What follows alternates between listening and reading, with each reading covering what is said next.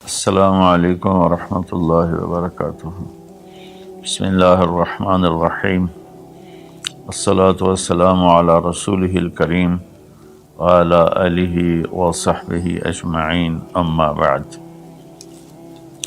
اللہ تعالیٰ نے انبیاء کو بھیجا کہ وہ زندگی گزارنے کا طریقہ بتاتے تھے۔ میں نے 2-3 دن پہلے بتایا تھا کہ ہر مخلوق اپنی زندگی کا طریقہ انڈے سے نکلتے ہی اسے معلوم ہوتا ہے، ماں کے پیٹ سے نکلتے ہی اسے معلوم ہوتا ہے، لیکن انسان جاہل پیدا ہوتا ہے، اسے سیکھنا پڑتا ہے۔ تو انسانوں کو سکھانا اتنا عظیم کام ہے، اس کے لیے اللہ نے 1,24,000 انبیاء کو بھیجا۔ انبیاء انسانیت کے معراج ہوتے تھے، وہ ایک نمونہ آئیڈیل ہوتے تھے، اس کو فالو کیا جاتا تھا۔ جیسے اللہ تعالیٰ نے فرمایا قُلْ إِن كُنتُمْ تُحِبُّونَ اللَّهَ فَاتَّبِعُونِي، اگر تم یہ دعویٰ کرتے ہو کہ ہمیں اللہ سے محبت ہے اور اس کے رسول سے محبت ہے تو تم کیا کرو؟ پھر میرا اتباع کرو۔ حَظَّ النَّالِ بِالنَّالِ، جو کچھ جس طرز پر میں نے زندگی گزاری ہے تم بھی اس پہ زندگی گزارو، تو یحببکم اللہ، تو پھر اس کا صلہ کیا ملے گا؟ اللہ تم سے پیار کرے گا۔ پھر اللہ جن سے پیار کرتا ہے پھر اللہ تعالیٰ ان کو دنیا میں بھی عزت دیتا ہے، اللہ تعالیٰ ان کو آخرت میں بھی عزت دیتا ہے۔ تو اللہ کے نبی کی زندگی کی تعلیمات ایک لمبا چوڑا نظام ہے، لیکن اگر اس کو خلاصہ کروں تو چند حدیثیں ہیں۔ آپ نے ارشاد فرمایا اربع اذا كانت فیک ما ضرک ما فاتک من الدنیا۔ آپ نے فرمایا کہ میری امت 4 باتیں مجھ سے لے لو فرائض کے بعد۔ دیکھو میرے بھائی بہنوں، نماز کی معافی نہیں ہے، اس کو ہر حال میں پڑھنا ہوتا۔ ایک ایمان 24 گھنٹے فرض ہے، نماز 5 وقت فرض ہے، روزہ سال میں 1 مہینہ فرض ہے، زکوٰۃ سال میں 1 منٹ 1 ٹائم کے لیے فرض ہے، سال گزرنے کے بعد آئندہ سال آنے تک اس کو کلیئر کرو۔ حج زندگی میں 1 دفعہ فرض ہے، جب کبھی اللہ توفیق دے اس کو ادا کرو۔ تو ان فرائض کے بعد پھر ان فرائض میں صرف نماز ایسی ہے جس میں کوئی عذر قبول نہیں سوائے بے ہوشی اور موت کی۔ اس کے علاوہ ہر حال میں نماز کا پڑھنا اللہ تعالیٰ نے ہمارے ذمے کر دیا ہے۔ روزہ بیمار ہے تو نہ رکھے، بعد میں رکھ لے، سفر میں ہے بعد میں رکھ لے، زکوٰۃ دینے کا وقت آیا تو پیسے کوئی نہیں ہے تو ٹھیک ہے اب نہ دے، بعد میں دے دے۔ اور حج میں بھی ایسا ہے کہ بیمار ہے تو نہ کرے، راستے میں فتنہ ہے تو نہ کرے، یعنی جنگ ہے یا بدامنی ہے تو مت کرے، لیکن اس کو مؤخر کر سکتا ہے، کسی بھی سال حج کر لے۔ ان الصلاۃ کانت علی المؤمنین کتابا موقوتا، نماز وہ چیز ہے جو اللہ تعالیٰ نے تمام دنیا کے مسلمانوں پر فرض کی ہے، اس میں کوئی گنجائش نہیں ہے۔ تو میری یہ سب بہن بھائیوں سے گزارش ہے، بچے بچیوں سے، نماز ضرور پڑھیں، اللہ کے واسطے نماز ضرور پڑھیں۔ اس میں کوئی معافی اللہ تعالیٰ نے نہیں رکھی۔ اللہ کے لیے میں آپ سب سے منت کرتا ہوں، میں کہا کرتا ہوں اگر نماز چھوڑنے کی گنجائش ان 15ویں صدی جا رہی ہے، 1441 ہو گئی ہے، اگر اس میں کسی کو گنجائش ملتی تھی تو میرے نبی کے نواسے حسین علیہ السلام کو کربلا کے میدان میں ملتی تھی، لیکن انہوں نے بھی وہاں نماز نہیں چھوڑی، سر کٹوا دیا۔ تو برائے مہربانی نماز سارے بچے بچیاں بہن بھائی ضرور ادا کریں۔ تو وہ حدیث یہ تھی۔ اس کے بعد نماز، روزہ، حج، زکوٰۃ کے بعد، زکوٰۃ اور حج مالداروں پر ہے۔ اس کے بعد یہ ایک حدیث پر میں عمل کر لوں، یہ سامعین عمل کر لیں، جہاں تک میرا پیغام پہنچے وہ عمل کر لیں، تو میرے نبی کا فرمان ہے تمہارا دنیا میں کوئی نقصان نہیں ہے، تمہیں دنیا میں کوئی چیز نقصان نہیں پہنچا سکتی، تم پرامن رہو گے، اللہ کے سائے میں رہو گے، اور جب دنیا یہ ہے تو آخرت پھر یقیناً اللہ تعالیٰ ان کا ساتھی بن جاتا ہے۔ وہ 4 باتیں کیا تھیں؟ صدق و حدیث، حفظ و امانت، حسن و خلیقت، عفت فی طعمت۔ 4 بات آپ نے ارشاد فرمایا ہمیشہ سچ بولنا، جھوٹ نہ بولنا، کہ میرے نبی کا فرمان ہے کہ مسلمان جھوٹ نہیں بول سکتا ہے۔ ایک صحابی نے پوچھا یا رسول اللہ یکون المومن جبانا، کیا یہ ممکن ہے کوئی مسلمان بزدل ہو؟ بزدل، بز کہتے ہیں بکری کو، اور آگے دل، بکری کے دل والا۔ تو بکری سب سے ڈرپوک جانور ہے، تو اس کو پھر جو آدمی ڈرنے والا ہو اس پر لگا دیتے ہیں۔ تو کیا ہو سکتا ہے کہ کوئی ایمان والا بزدل ہو؟ آپ نے کہا ہاں، بخیل ہو، کنجوس، اور شوم جس کو ہم پنجابی میں کہتے ہیں، پشتو میں بھی کہتے ہیں شوم، تو کیا شوم ہو سکتا ہے؟ میں نے کہا ہاں۔ پھر پوچھا جھوٹ بول سکتا ہے؟ کہا نہیں یا رسول اللہ۔ آپ نے کہا نہیں میرے بھائی، میرا امتی جھوٹ نہیں بول سکتا۔ پہلی حدیث آپ نے فرمائی کہ مسلمان کی پہلی زندگی کی پہلی بات یہ ہے کہ جھوٹ نہ بولے۔ الصدق ینجی والکذب یہلک، سچ نجات دیتا ہے، جھوٹ ہلاک کرتا ہے۔ میرے نبی تشریف لے جا رہے تھے مدینے سے باہر، تو آواز آئی یا رسول اللہ۔ آپ نے دائیں بائیں دیکھا تو کوئی نظر نہیں آیا۔ اب چلنے لگے تو پھر آواز آئی یا رسول اللہ۔ پھر آپ نے دائیں بائیں دیکھا، کوئی نظر نہیں آیا۔ پھر آواز آئی یا رسول اللہ، تو پھر آپ کی نظر پڑی، ایک ہرنی آپ کو پکار رہی تھی یا رسول اللہ۔ سبحان اللہ۔ ان کے آپ تشریف لے گئے تو وہ رسی سے بندھی ہوئی تھی چارپائی کے ساتھ۔ کہنے لگے یا رسول اللہ میرے چھوٹے چھوٹے بچے ہیں، وہ بھوک سے مر رہے ہوں گے، آپ مجھے چھوڑ دیں، میں ان کو دودھ پلا کے واپس آ جاؤں گی۔ اللہ،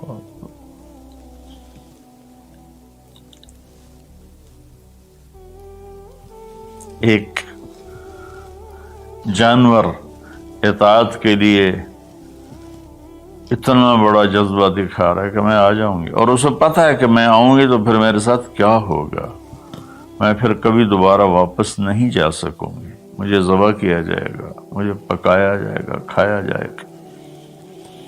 آپ نے فرمایا اب تو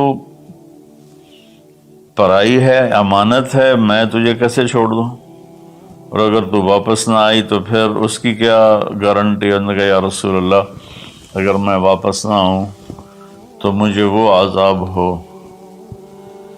جو اللہ کے نافرمان بندوں کو ہوتا ہے، مجھے وہ عذاب ہو آخرت میں جہنم کا۔ تو آپ نے اس کی رسی کھول دی اور وہ دوڑ لگا دی اس نے، اور آپ وہیں تشریف فرما ہو گئے۔ دیر ہوتی چلی گئی تو آپ کی تشویش بڑھتی گئی، وہ جو مالک مکان تھے وہ بھی نہیں موجود تھے، کہیں باہر ہوں گے۔ کافی دیر کے بعد آپ نے دیکھا وہ پہاڑ کی چوٹی سے نیچے آ رہی تھی، اور بھاگتے بھاگتے بھاگتے میرے نبی کے قدموں میں آ کے سر رکھ دیا، یا رسول اللہ میں حاضر ہوں۔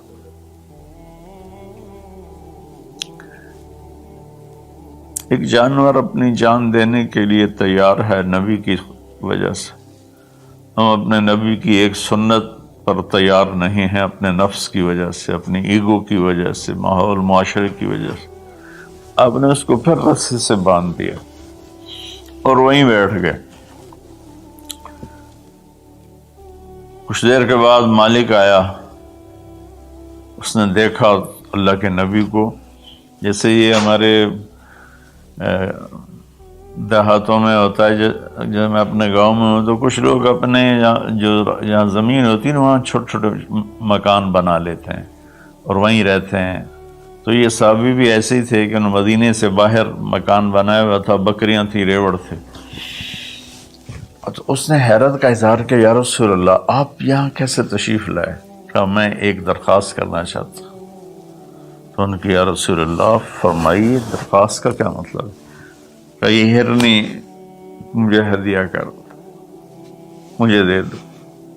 وہ حیران ہو کر کہنے لگا یا رسول اللہ آپ پر تو جان مال عزت آبرو اولاد ہر شے قربان ہے، یہ بکری کی کیا حیثیت، یہ ہرنے کی کیا حیثیت؟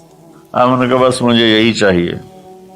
سبحان اللہ۔ تو آپ نے بکری کی ہرنے کی رسی کو کھولا، کہا الحقی بے اولاد بے اہلک، کہ ہرنی جاؤ اور اپنے بچوں سے مل جاؤ۔ اس نے ایک چھلانگ لگائی، الصدق ینجی والکذب یہلک، سچ نجات دیتا ہے، جھوٹ ہلاک کرتا ہے۔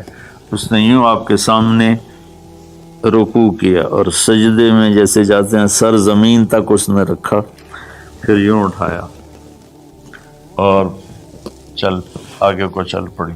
پھر تھوڑی دور گئی، پھر پیچھے مڑ کے آپ کو دیکھا، پھر آپ کے سامنے یوں سر جھکا،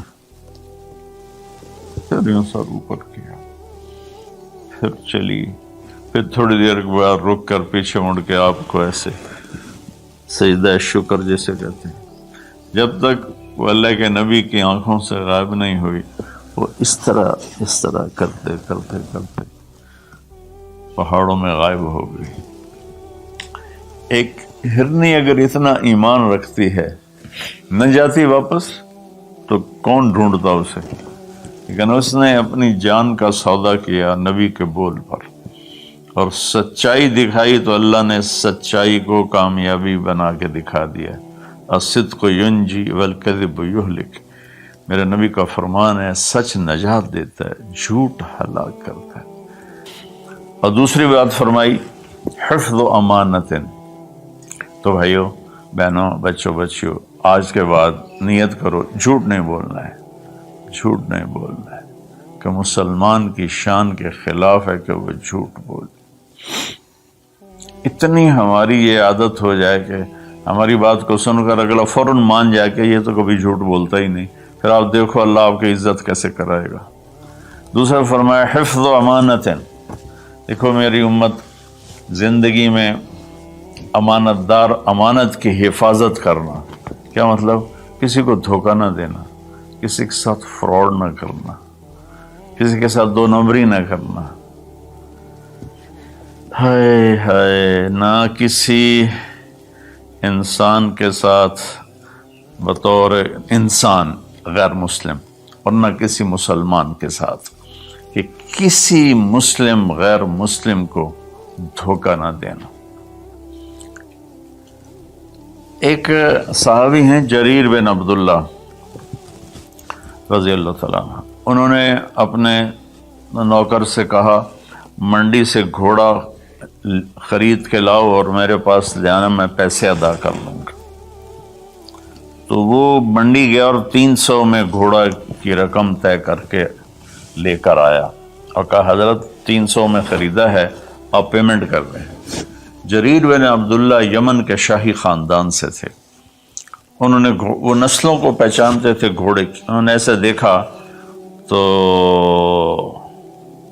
گھوڑا قیمتی تھا، مالک مکان کو، مالک گھوڑے کو بھی پتہ نہیں تھا، لیکن کسی کو دھوکہ نہیں دینا، یہ میرے نبی کا فرمان ان کے اندر گونج رہا تھا۔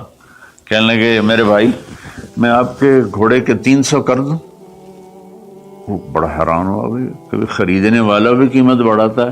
وہ تو کہتا جی 2-4 روپے اور گھٹ کرو، وہ کہتا جی ساڑھی اتنی خرید ہی کوئی نہیں، یہ روزانہ کا جھوٹ ہے۔ تو انہوں نے کہا جی کر دو، پھر کہا 400 کر دوں، کہا جی کر دو، کہا 500 کر دوں، 600 کر دوں۔ وہ بیچارہ پریشان ہو گیا کہ لگتا ہے میرا مذاق ہو رہا ہے۔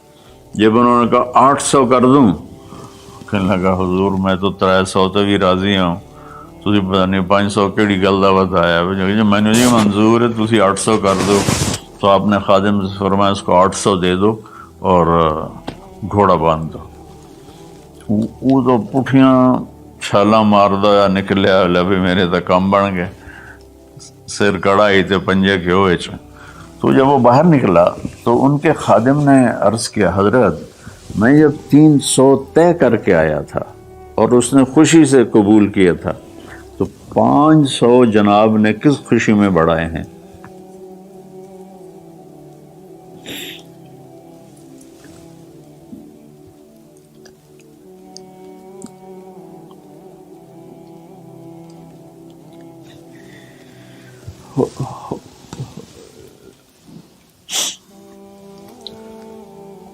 تو آپ نے فرمایا کہ میرے دوست اس کا گھوڑا 300 کا نہیں تھا، 800 کا تھا، اسے اپنے گھوڑے کی قیمت کا خود بھی پتہ نہیں تھا، تو میں 300 میں لیتا تو یہ دھوکہ ہوتا، اور میں نے اپنے نبی کے ہاتھوں میں ہاتھ دے کر عہد کیا تھا، میرے نبی نے مجھ سے فرمایا تھا جریر زندگی بھر کسی کو دھوکہ نہ دینا، سب کی خیر خواہی چاہنا۔ دوسری صفت میرے نبی نے فرمایا حفظ و امانت، کسی کو دھوکہ نہ دینا۔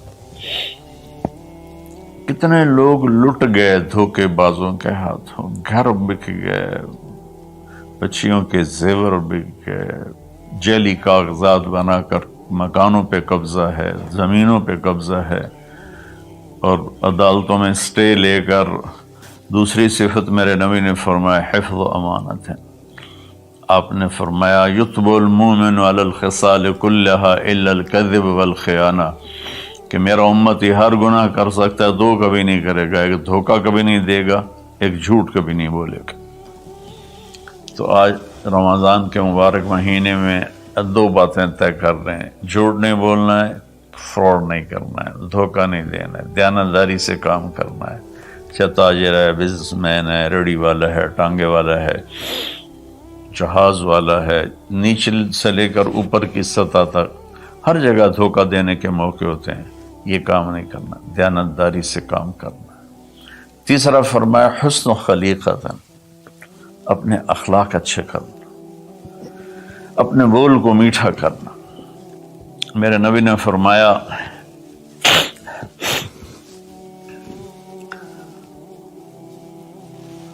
معاذ تمہیں اپنی شریعت کا خلاصہ بتاؤں؟ ان کا یا رسول اللہ فرمائیں۔ تو آپ ذرا میری اس سچویشن کو غور سے دیکھنا، آپ نے یوں نہیں پکڑا، آپ نے یوں پکڑا جیسے کاٹا جا رہا ہو، یوں کر کے پکڑا اور کہا کہ امسک علیک لسانک، معاذ زبان کی حفاظت کرنا۔ تو انہوں نے عرض کی یا رسول اللہ زبان کے بول پر بھی ہماری پکڑو گی؟ کہا تیرا بھلا ہو، سب سے زیادہ جہنم میں جانے والے غلط زبان والے ہوں گے۔ تو ہم نے اپنے بچپن میں دیکھا اتنا خاندان آپس میں جڑا ہوا تھا کہ ان میں سے سوئی نہیں گزرتی تھی، بڑے چھوٹوں کے آگے، چھوٹے بڑوں کے آگے، ایک عجیب ماحول بچپن میں دیکھا ہے 60 کی دہائی میں۔ تو پھر جب زبانیں تند و تیز ہوتی گئیں، تربیت ختم ہوتی گئی، خاندان بکھر گئے، والدین ماں باپ میں فاصلے پیدا ہو گئے، بھائی بہنوں میں فاصلے پیدا ہو گئے، قریبی اور دور کے رشتوں میں فاصلے پیدا ہو گئے، خاندان ٹوٹ گئے۔ تو میری گزارش ہے کہ اپنے اخلاق اچھے اخلاق کی انتہا حیا ہے۔ حیا اچھے اخلاق کا سب سے اوپر والا درجہ ہے۔ حیا وہ حضرت عثمان رضی اللہ تعالیٰ عنہ، حضرت ابوبکر تشریف لائے، ہمارے نبی یوں کر کے بیٹھے تھے، یوں، یہ پنڈلی جو ہے نا ننگی تھی، تو ابوبکر تشریف لائے، باہر سے آواز دی کہ جی آ جاؤں، تو آپ نے کہا آ جاؤ، اب اسی طرح بیٹھے رہے۔ پھر حضرت اٹھ کے چلے گئے تو حضرت عمر رضی اللہ تعالیٰ عنہ علیہ الصلاۃ والسلام تشریف لائے، تو انہوں نے پوچھا یا رسول اللہ میں آ جاؤں؟ آپ نے کہا آ جاؤ، آپ ایسے ہی بیٹھے رہے جیسے آپ مجھے دیکھ رہے ہیں۔ آپ شلوار نہیں پہنتے تھے، دھوتی پہنتے تھے، تو تھوڑی دیر کے بعد باہر سے آواز آئی حضرت عثمان کی کہ یا رسول اللہ میں اندر آ جاؤں؟ حضرت عثمان رضی اللہ تعالیٰ عنہ تیسرے خلیفہ علیہ السلام، تو آپ نے اپنی چادر کو ایسے کیا اور یوں سیدھے ہو کر ایسے بیٹھ گئے. آپ نے کہا آ جاؤ. وہ آ گئے. جب وہ اٹھ کے چلے گئے تو ہم عائشہ رضی اللہ تعالیٰ عنہ علیہ السلام یہ سارا منظر دیکھ رہی تھی. تو آپ نے پوچھا یا رسول اللہ، وہ میرے والد آئے آپ ویسے ہی بیٹھے رہے، عمر آئے آپ ویسے ہی بیٹھے رہے، جب عثمان آئے تو آپ نے کپڑا بھی ٹھیک کیا اور چوکڑی مار کے بیٹھ گئے، اس کی کیا وجہ ہے؟ کہا عائشہ عثمان بڑے حیا والا ہے، یہ اتنے حیا والا ہے کہ اس سے فرشتے بھی حیا کرتے ہیں، تو میں کیوں نہ کروں؟ اگر میں اس طرح ہوتا تو وہ مجھے دیکھ کے ویسے ہی واپس چلا جاتا، وہ ایسے حیا والا ہے. تو تیسری بات وہ ہے کہ ہمارے دلوں میں سب سے محبت سے رہنا سیکھیں، پیار سے رہنا سیکھیں، اپنے اخلاق کو ٹھیک کریں، زبان کا بول میٹھا، دل کا جذبہ سچا. تو اس اور حیا پاکدام، کبھی کسی غیر محرم پہ نظر پڑے تو آنکھ نیچے ہو جائے. اور اپنی بچیوں سے بھی کہتا ہوں کہ اپنے آپ کو کور کر کے چلو، تو حیا سے ایمان مکمل ہوتا ہے. اور چوتھی بات ہے عفت فی طعمۃ، کہ رزق حلال کمانا. رزق حلال کے بارے میں فرمایا من امسا کالم بعمل یدہ امسا مغفور لہ، جو صبح سے شام تک حلال کمانے میں تھکتا ہے اس کے اس دن کے سارے گناہ معاف ہو جاتے ہیں. میرے نبی نے فرمایا جس نے دنیا کو طلب کیا، من طلب الدنیا حلالا، رزق حلال، سعیا علی اہلہ، بچوں پر خرچ کرنے کے لیے، تعطفا علی جارہ، غریب پڑوسیوں پر خرچ کرنے کے لیے، استعفافا عن المسألہ، اور ہاتھ پھیلانے سے بچنے کے لیے. جو آدمی رزق حلال ان چار چیزوں کی وجہ سے کمائے گا، اللہ تعالیٰ قیامت کے دن اسے اس طرح اٹھائیں گے اور اللہ سے ایسی ملاقات ہوگی کہ اس کا چہرہ 14ویں کی رات کی طرح چمکتا ہوگا، صرف رزق حلال. کئی گناہ ایسے ہیں جو عبادت سے معاف نہیں ہوتے، وہ رزق حلال میں تھکنے سے معاف ہوتے ہیں. سعد بن معاذ بیٹھے ہوئے تھے ایسے کر کے آپ کی محفل میں، تو آپ کی نظر پڑی ان کے ہاتھوں پر، ہتھیلی پر، تو اس میں نشان تھے. مزدور کسی چلاتے ہیں تو نشان پڑ جاتے ہیں. تو آپ نے کہا سعد یہ کیا ہے؟ کہ رسول اللہ مزدوری کرتا ہوں بچوں کے لیے اپنے باغ میں، تو وہ میرے ہاتھ سخت ہو گئے. تو آپ متوجہ تو ہوں گے انشاءاللہ. آپ نے ان کا ہاتھ پکڑا یہاں سے اور یہ دیکھیں ایسے بوسہ لیا، پھر کہا بچوں کو حلال کھلاتے ہوئے جو ہاتھ ایسا ہو جائے گا اس پہ جہنم کی آگ حرام ہو جائے گی. میرے نبی نے کہا سچا تاجر نبیوں کے ساتھ اٹھایا جائے گا، کیونکہ تجارت میں سچ بولنا روزانہ ذبح ہونا ہے. تاجر کے جھوٹ سچ کا امتحان ہے. باقی اپنی زندگی میں بھی بھائیو رزق حرام سے بچو، رزق حلال کماؤ. حلال تھوڑا بھی برکت والا ہے اور حرام زیادہ بھی تباہ کر دیتا ہے. اپنی بات کو میں خلاصہ کر کے، سچ بولنا ہے، صدق و حدیث، جھوٹ نہیں بولنا. حفظ و امانت، دیانتداری سے کام کرنا ہے، دھوکہ نہیں دینا. حسن و خلیقت، اچھے اخلاق بنانے ہیں، حیا والا بننا ہے، میٹھے بول والا بننا ہے. عفت فی طعمت، رزق حلال کھانا ہے. اس کے بعد آنکھیں بند. پھر موت ایسا ہے اللہ کے رب ہونے کی قسم، یہ مرد یا عورت، اس کے لیے موت سب سے بہترین تحفہ ہوگا، بہترین تحفہ ہوگا. کہ جب یہ اللہ کی بارگاہ میں جائے، اللہ اسے ہنس کے ملے گا، خوش ہو کے ملے گا، اور یہ اللہ کو خوش ہو کے ملے گا.